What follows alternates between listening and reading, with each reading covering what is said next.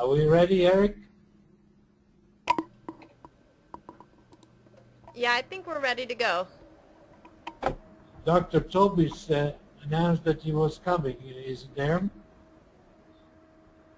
I look and see. Hang on. And he's not here yet. Why don't we make a little change and start with the last? We will avail him. We can make available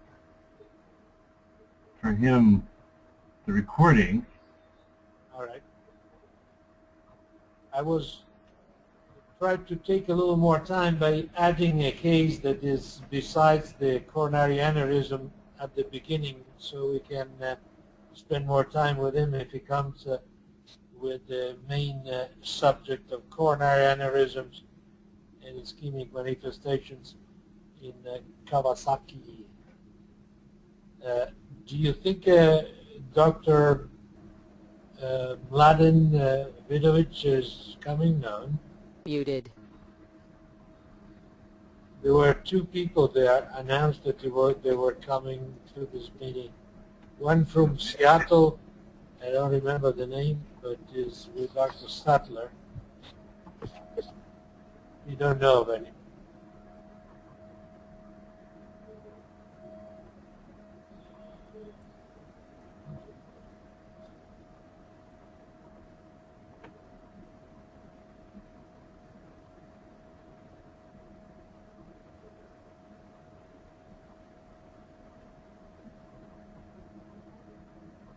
Can I continue or nobody's there? So I see it's just us right now.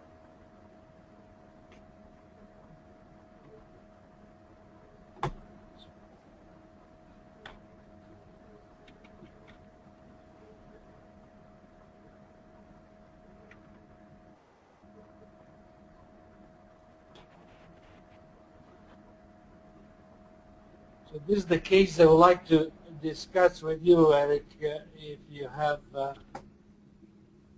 view of this. This is a case of a 41-year-old female that came from out of town. Muted.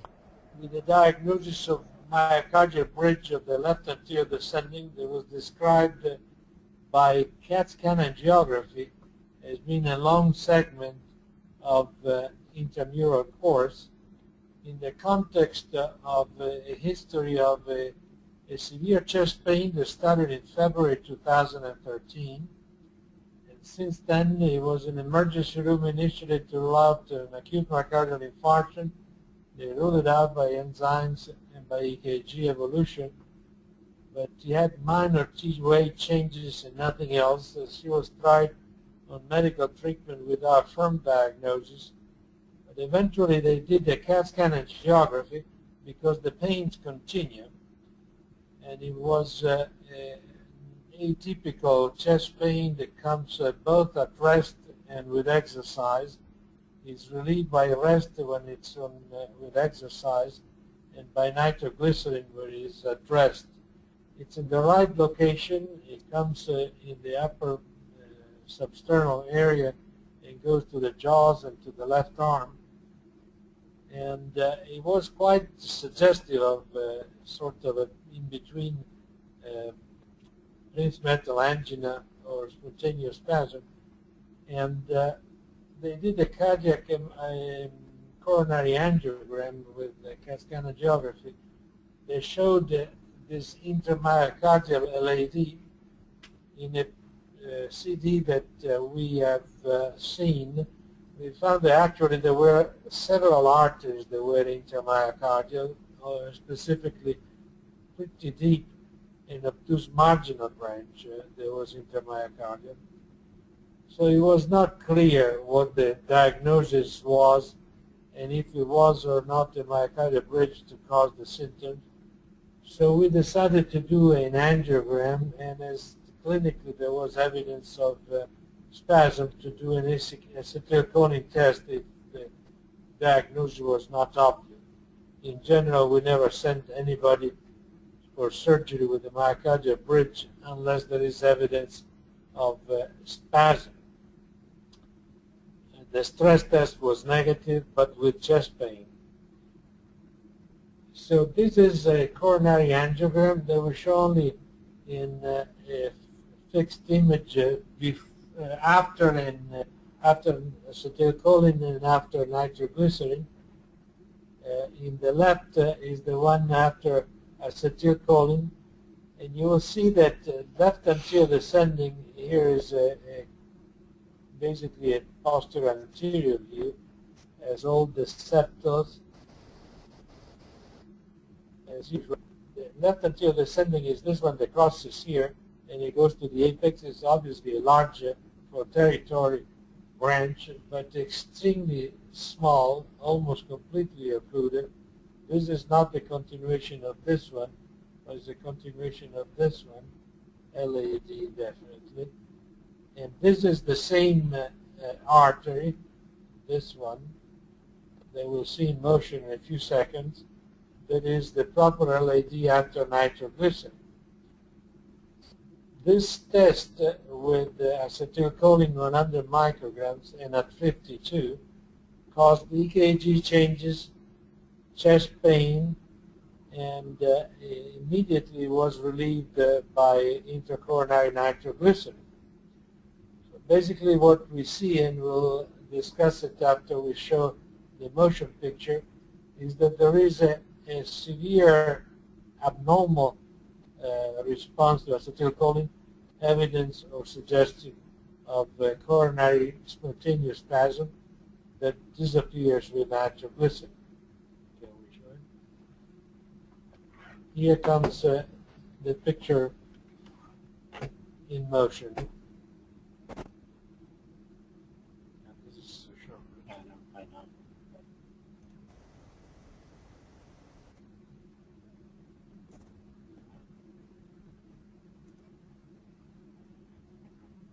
So here is the right anterior oblique projection.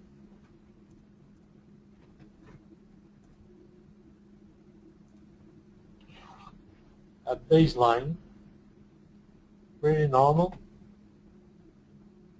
You see what the LAD is this one.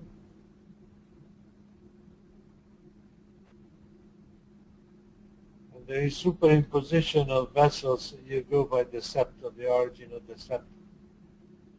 If you look at the end of this picture, there is something that is strange up here. There seems to be a collateral, but it's not clearly related, but it tends to join the obtuse marginal tree, a third vessel from the circumflex. But it's a question if it is or not an occlusion by an event of obstruction by some sort of mechanism that we don't understand. There is no calcium, low risk for coronary disease, very aggressive, very intense executive in a firm that she acquired with a group and eventually is running as a general manager. So this is another projection in a little cranial right anterior oblique. We are looking for the myocardial bridge angiographically, and this is one of the points of the presentation. Definite intramural course of the coronary arteries may or may not manifest angiographically as systolic compression. In this case, there is no branch that shows systolic compression blanching.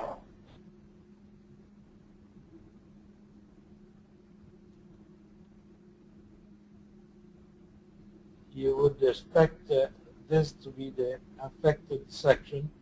There is a little kinking, but nothing obstructed. We'll show it in another view.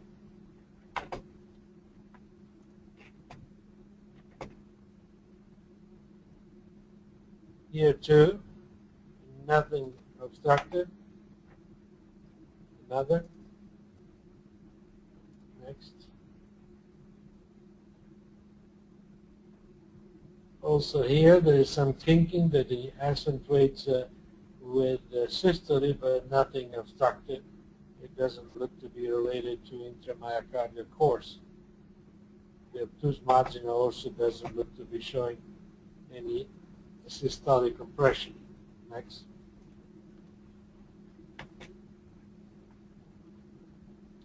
This is the best picture to show the left anterior descending, and it's a good view. It's a cranial PA projection, and it doesn't look at the myocardial ridges. So we proceeded to an acetylcholine test. Let's go to the one.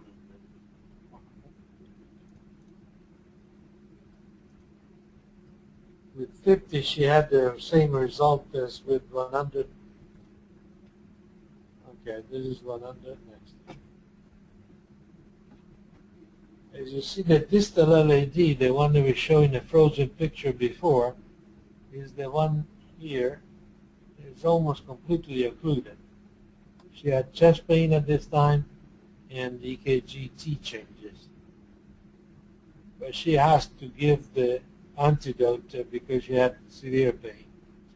You see this lesion or this distal artery, this could be an artery that originally was connected to the obtuse marginal, like an occluded vessel. And the reason to discuss it is especially because there is some hypokinesia at that level, and we'll see it in the next pictures after nitroglycerin injection. This is at the same time under the effect of acetylcholine, a severe narrowing diffusely of the distal LAD. Next. Nitroglycerin is given now, and it shows a perfectly opening of the LAD. This one with the curve. It's all perfectly open. Definitely, this is abnormal behavior, suggesting endothelial dysfunction, at least in the territory of the left anterior descending. You see the vessel that we don't know if it is a total occlusion with the collateral circulation is down here. Eric, if you want to comment, you go ahead at any time. I'll show you the vesicle.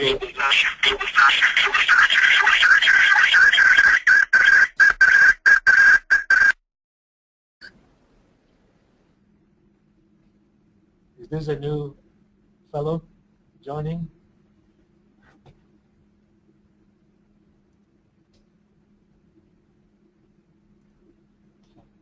Next. So the study concludes that there is a spasm under the effect of acetylcholine that disappears after nitroglycerin, and the vessel that could have been occluded but not definite. Next.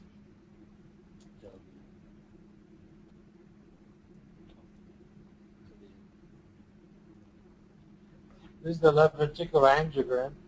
It doesn't show a perfectly normal ventricle. It's mild, but there is an obtuse marginal territory hypokinesia.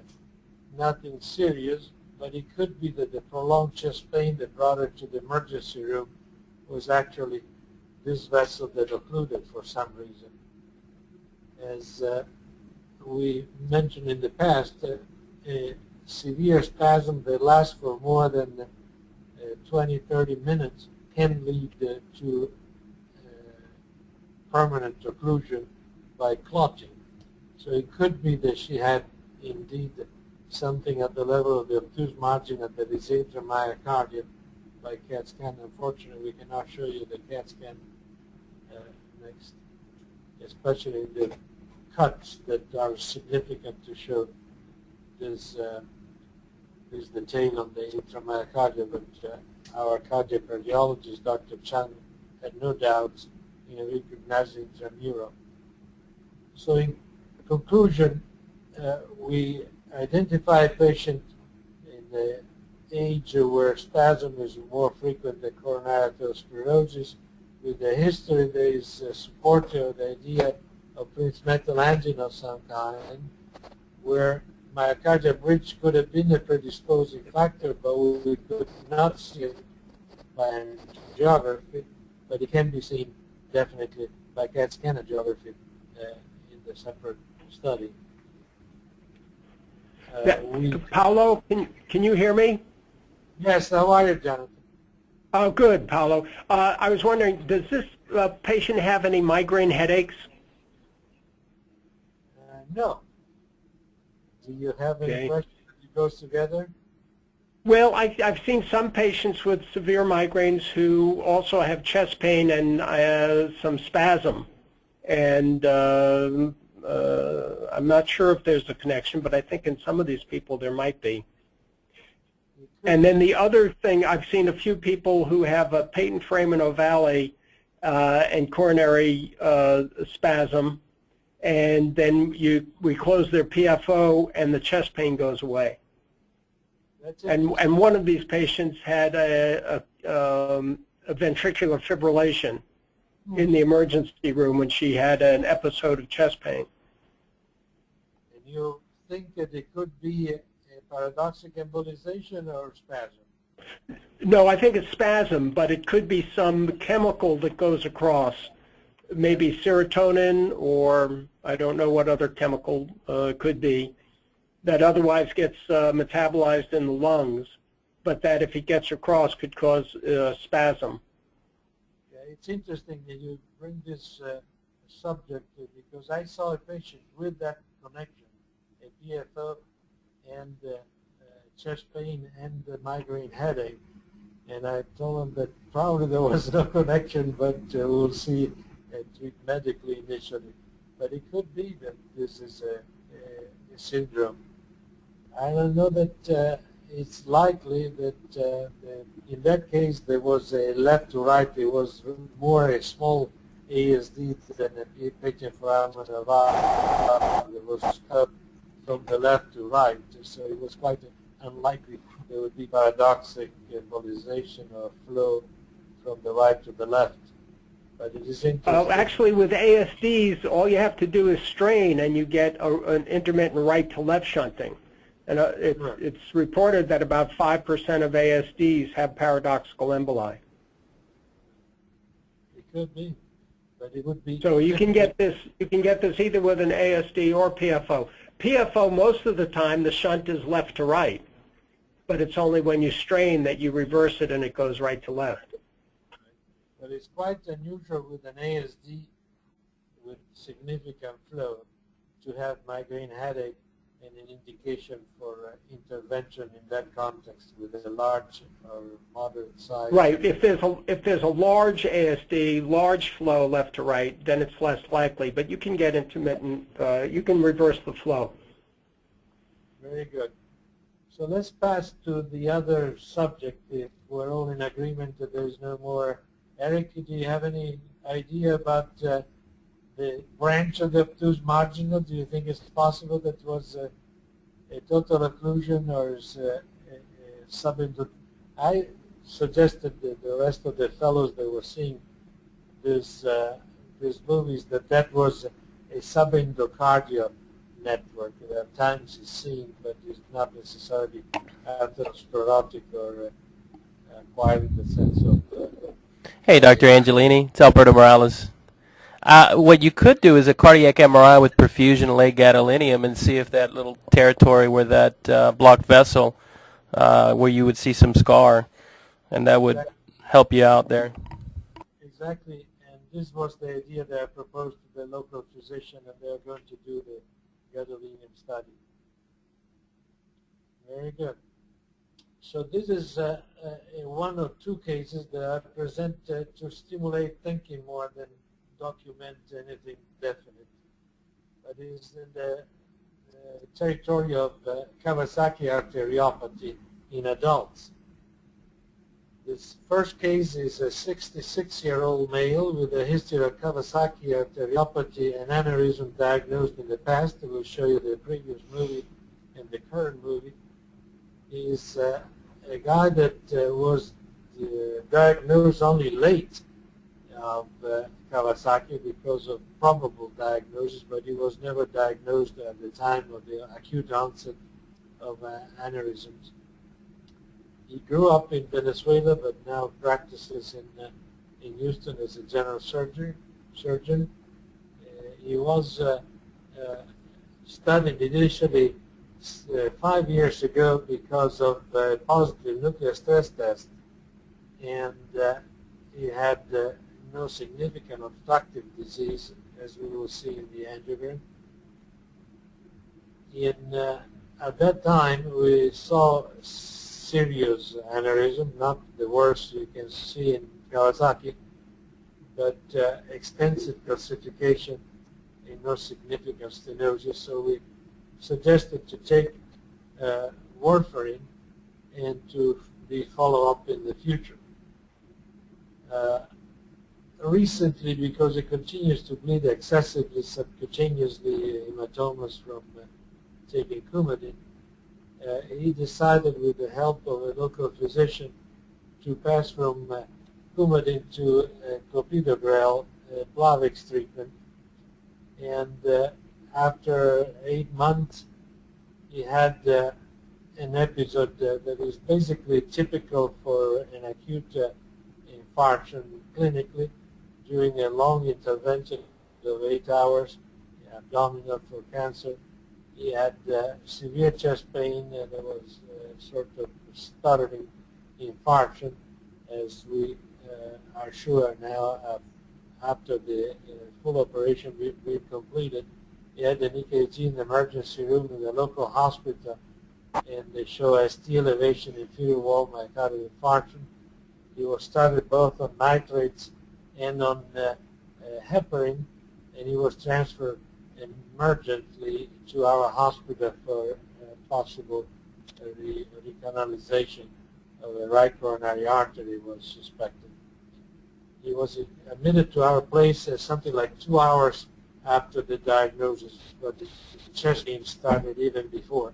On admission, the EKG showed mild ST residual elevation, like he had already reperfused somewhat. Next. He was comfortable and had no more chest pain. So this is the few pictures that we want to use to introduce the moving pictures that we'll show later on. Basically, significant aneurysm, but not of the worst kind, in the range of 5 to 6 in the worst, with some element of stenosis, probably a mural clot in the LAD. This aneurysm includes the origin of the left main, but basically nothing obstructive. This is in a cranial area that you will see in motion. This segment is where I think I can make a diagnosis of left anterior descending myocardial bridge. You will see in motion that there is a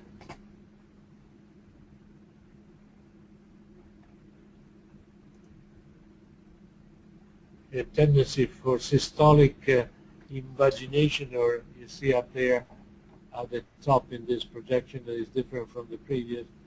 There is kinking, a U-turn of the coronary artery that is from the passage of coronary muscular bridges at this level.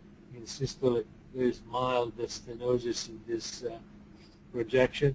You see in motion the aneurysms, nothing spectacular, surely not a surgical case that is rare to indicate for coronary bypass or for aneurysms. Next. You don't need to show the picture. Go ahead. Okay, this is in another projection, but we want to show the movies. It's not necessary to show.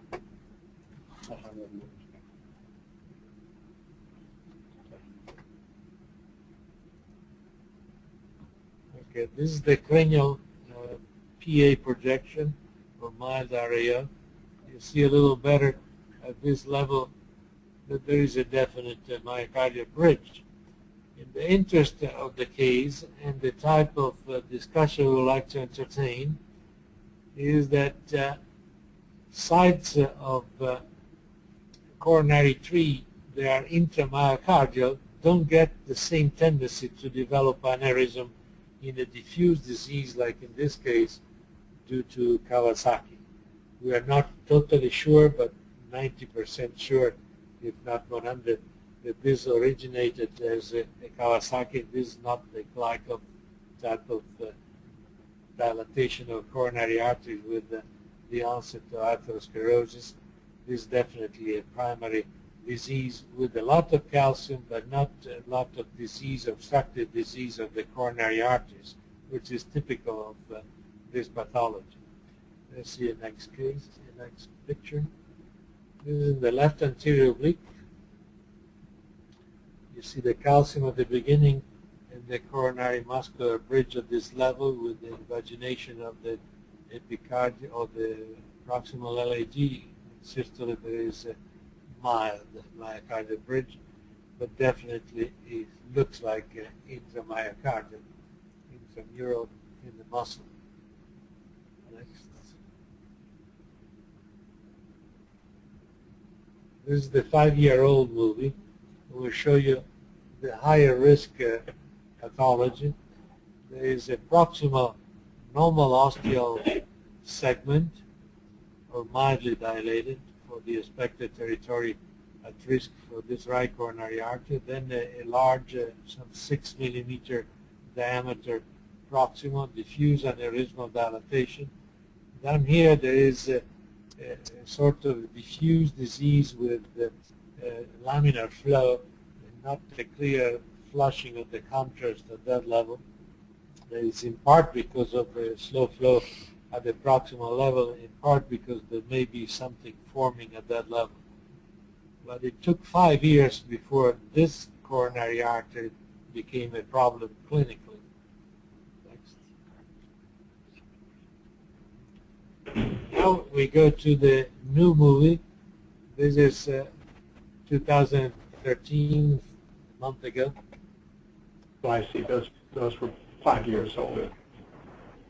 Right. Dr. Angelini, do you think if he would have been left on the Coumadin, he would have probably not had a problem there? This is one of the conclusions that I will go to. Yes, I think it is.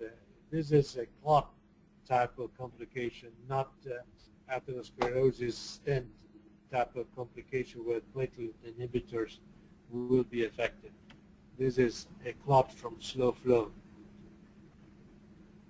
So the left is essentially the same. We're going to show you the next that shows it a little better.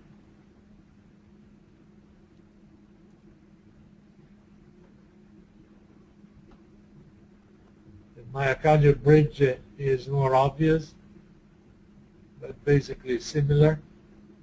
The diffuse aneurysmatic dilatation is not tremendous, is still there in the same degree. Next. In the LAO, the left coronary artery shows a similar anatomy to the 5 years before.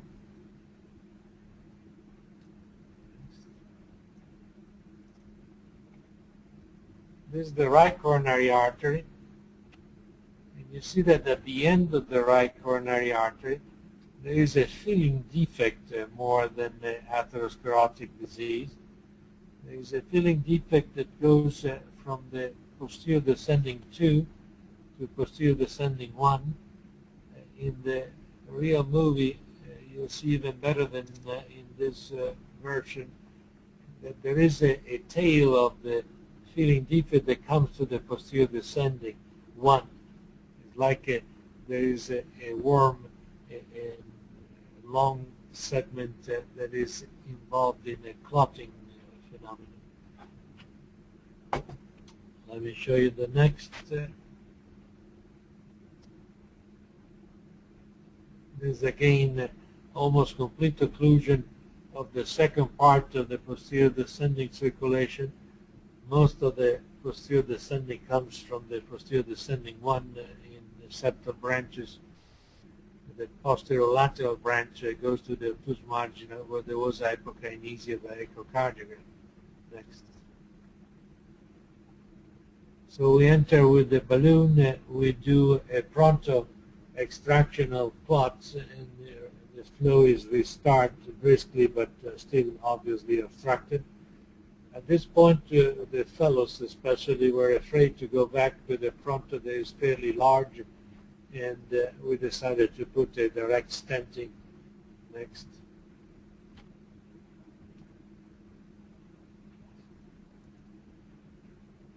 So this is where we deploy the stent. Before deployment, there is a significant residual lesion. We pulled something like a 5 centimeter long by 3 clot, and it must have been an embolization from a clot forming on the wall of the right coronary artery more proximally. Next. The tail of the clot in the posterior descending one has disappeared after aspiration. Next. This is it. The next step, stenting, is a good result. We covered barely the ostium but not the bifurcation of the posterior descending, and resume anticoagulation, as he was not happy with Coumadin. We switched to the antithrombotic, but basically maintained the order to continue long-term anticoagulation with the baby aspirin, and Plavix only for the first 1 year. Next.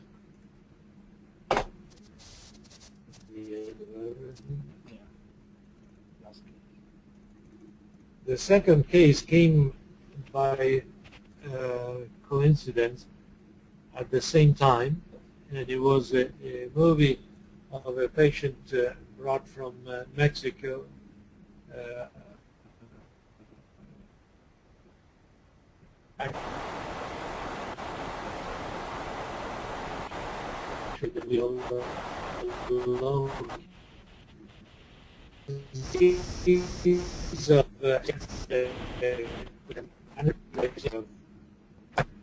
With an acute infarction again, and this kind of aneurysms on the left coronary artery. Can we start it again?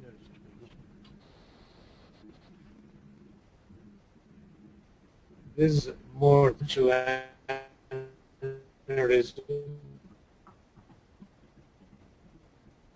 Is not one of the heart.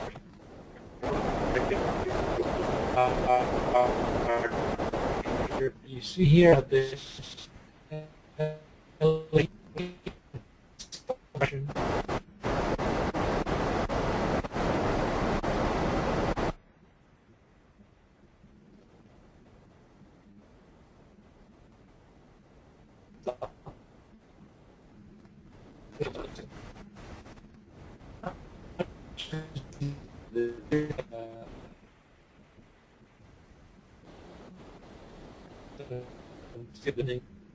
Disease.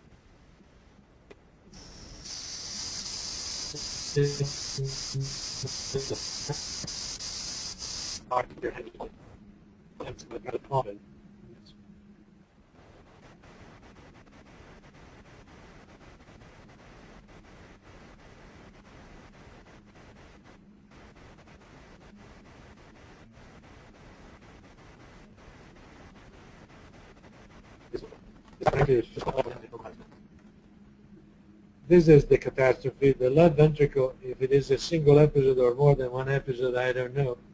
But the left ventricular ejection fraction now is 30% and is involving both the apex and the inferior wall. So it's a very serious condition that may lead eventually to a need for a transplant. But at this time, medical treatment with antithrombotic medication was ordered. Next. So the mysteries of Kawasaki were already many before, but this could be a positive mystery. And the suggestion or the provocation is that maybe the myocardial bridges are protective for a diffuse arteriopathy like Kawasaki. And to briefly summarize, as I did in an editorial circulation a year ago, Kawasaki is initially an arteritis of the child, typically between 3 and 15 years of age. It's seen even in the infant age, before 1 year of age. It is probably a non-specific reactive arteritis to many different acute events, probably mainly viral infections. It involves adventitial inflammation angiographically or histologically in the kids that should die from an acute event.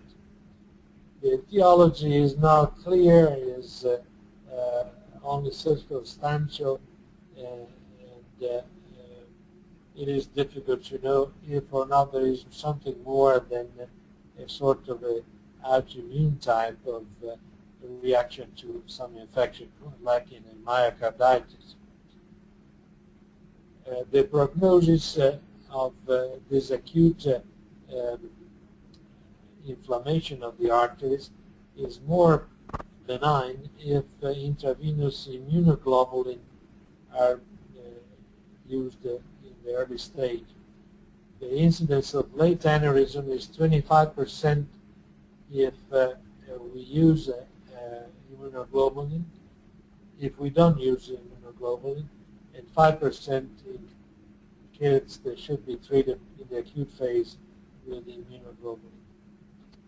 The resulting disease is different from glycophenomenon phenomenon or dilatation of the coronary artery in the context of coronary artery disease of atherosclerotic nature that only leads to some dilatation in the initial stage of atherosclerosis to some 50%, but not as it is by definition an aneurysm 100% obstructed or dilated with respect to normal segments. In this patient, it's difficult to know what the normal expected coronary tree was supposed to be at different levels.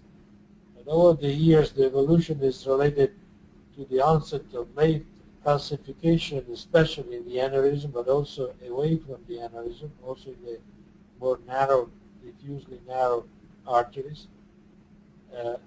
They are rare atherosclerotic narrowing, lipid-based, and routine angioplasty is rarely required, but thromboembolism is the main source of clinical events in this disease in the older ages. And it's related, obviously, both to a rough wall of the aneurysms with calcification that many times is exposed to the inner lumen and to slow flow at the level of the aneurysm. Next, laminar flow is mainly in the middle of the artery, but not in the aneurysm. Let him go through this first. The main reason to present these two cases is that first, aggressive chronic antithrombotic medication is fundamental. Antiplatelets is not enough. Second, the muscular bridges could be protected. It is not obviously this a final evidence to sell anything in a credible and documented way, but good enough as a concept as to justify further exam of our rich population. We have apparently more than 400 cases of patients studied by catheterization with the discharge diagnosis of coronary aneurysm, probable Kawasaki, in the last 10 years. So one of our fellows will do a study to see if there is any way to conclude in a continuous series of aneurysm, if or not coincidental myocardial bridges are or not significantly related to a protective effect. The thing is that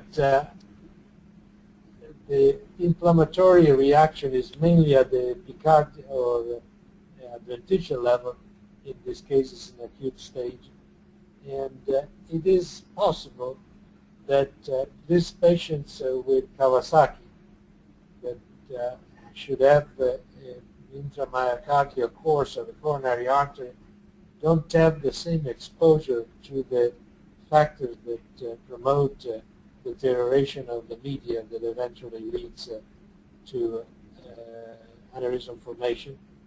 And it could be that we could, in the next future, document, and I wonder if any of you would agree on joining or just be waiting the result of our studies. Usually the incidence of myocardial bridges that you can see by angiography is something like 5% in the absence of hypertension or hypertrophic cardiomyopathy, about 25% in aortic stenosis, and in hypertrophic cardiomyopathy with hypertension 10%. So we need a large number of cases to make a conclusion about Kawasaki. But the provocation is mainly in the last sentence. Can we promote an idea that has been promoted in the past, especially by Dr. Cooley, who thought that possibly patients with diffuse atherosclerosis would be better off for their prognosis in the later years if we would do not endoatherectomy but epi-atherectomy or adventitionectomy, eliminating the adventition. If leaving coronary artery naked can prevent atherosclerotic changes in the future. It is possible. I don't know how difficult it is to eliminate adventitia, but it is possible that as we saw in the coronary anomalies like chaos, intramural coronary arteries don't have atherosclerosis. Myocardial bridges basically don't have atherosclerosis. It is possible that it is the process of atherosclerosis itself that can be stopped if we eliminate the epicardial fat, or better, the adventition. Any thoughts about it? I think that this is the end of the presentation. Yeah, Paolo, I think that's fascinating. It goes, I think, last time we talked about this as well, removing the lipid, from the epicardial fat from the arteries. I just don't know how you could do that from a practical standpoint, but it certainly are interesting observations. We had another question, which is, what's the distinction between Kawasaki disease and Takayasu syndrome? I thought Takayasu involves mostly the large aorta, large vessels. Does Takayasu also involve the coronaries? No, rarely, but can. The question is the difference between the two, and nobody knows for sure. Kawasaki can involve also the aorta, it can involve also the subclavian arteries, the renal arteries, but nobody knows for sure what is the cause of one or the other. Probably it's all non-specific reaction to a stimulus that probably is a viral infection in the kids.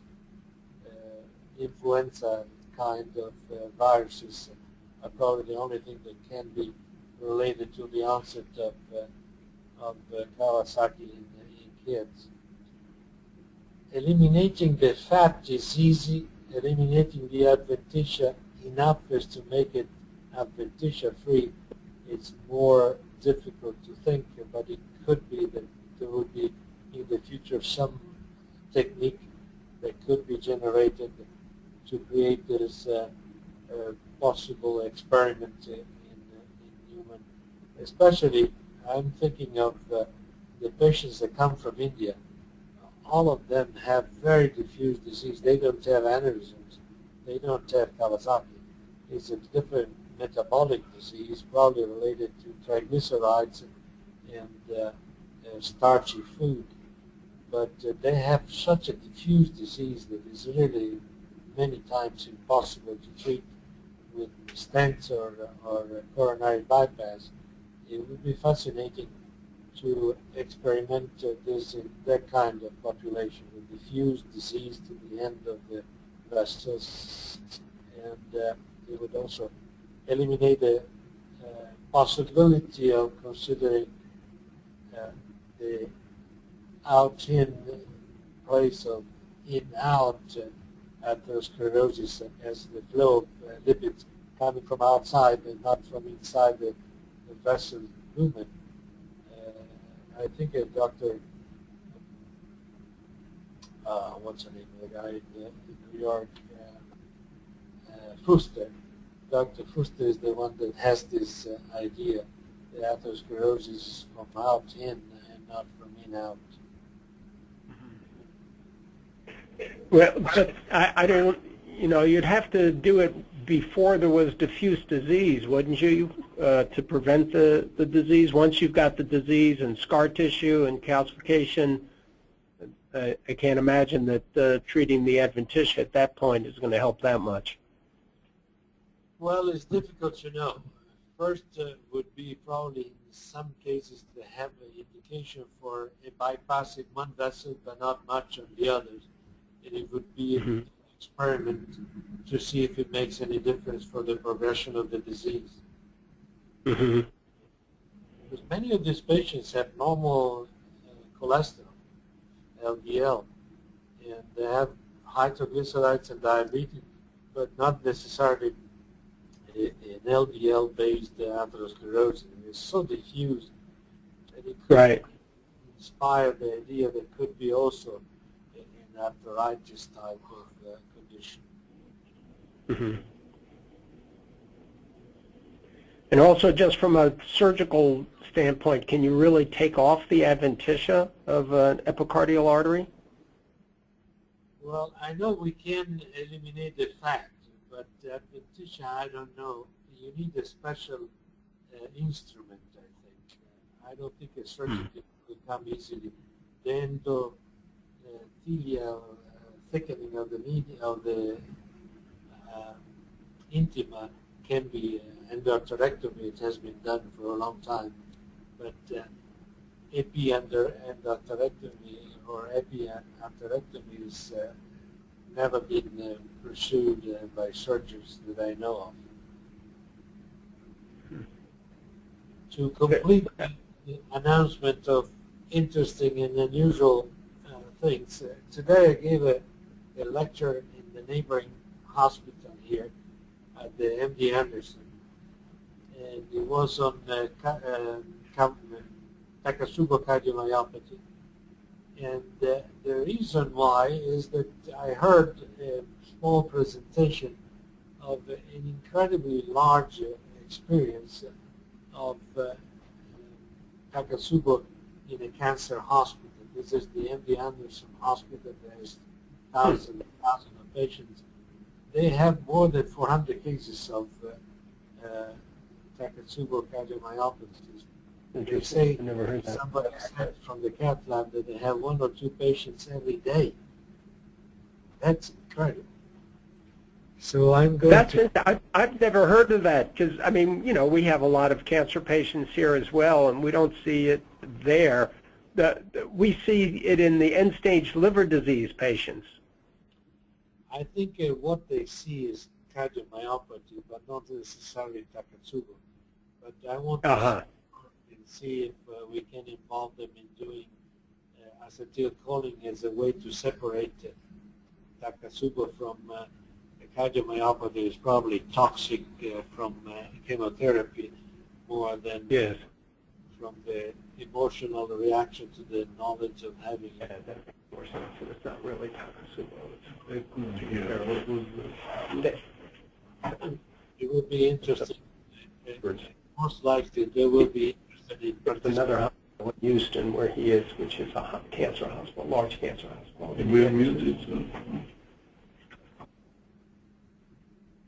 So we'll let you know if this presentation will lead to involving them in our study, multi-center study on Takotsubo cardiomyopathy. Very good. Is Eric still there? No. All right, John. Good, Paolo. Thank you very much. That was terrific. I have a couple visiting physicians from Macedonia. All right. So the web seminar is going to go international and viral. All right. Very good. Great. All right, Dr. Angelini. All right. Thank you. Bye-bye. Okay. Bye, everybody.